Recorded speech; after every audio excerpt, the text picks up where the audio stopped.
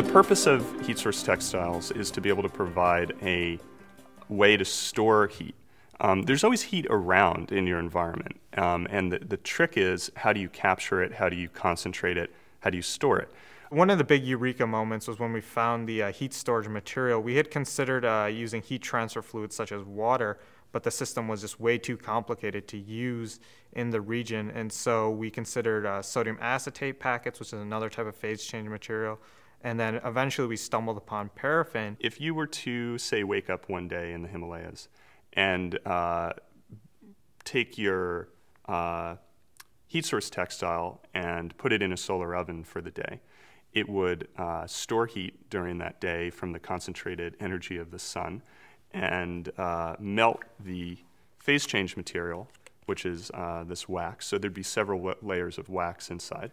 And as the wax melts, it actually absorbs a lot more heat than just, say, raising its temperature. It goes through what's called a phase change. So when you take your HeatSource textile out of your solar oven and bring it into your house, or put it, take a little module and put it inside your clothes, as the wax is hardening from liquid to solid inside, it's constantly releasing energy. It keeps a relatively stable temperature.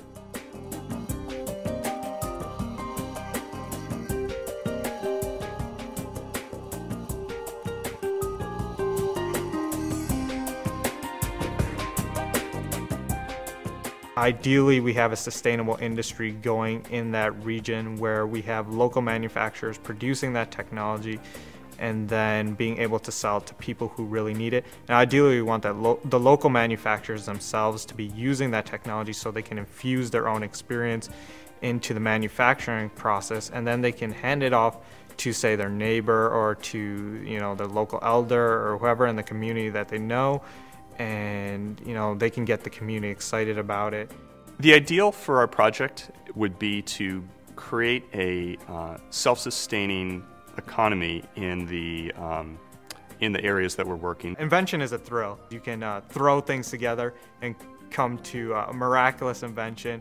And the most rewarding part about invention is it's really a process, so you really have to go through numerous different iterations of technology, so forth and so on, and at the end, if you're successful, it's a really rewarding process. It can also be very frustrating, but it's just a thrill for me. My name is Sloan, and I'm an inventor.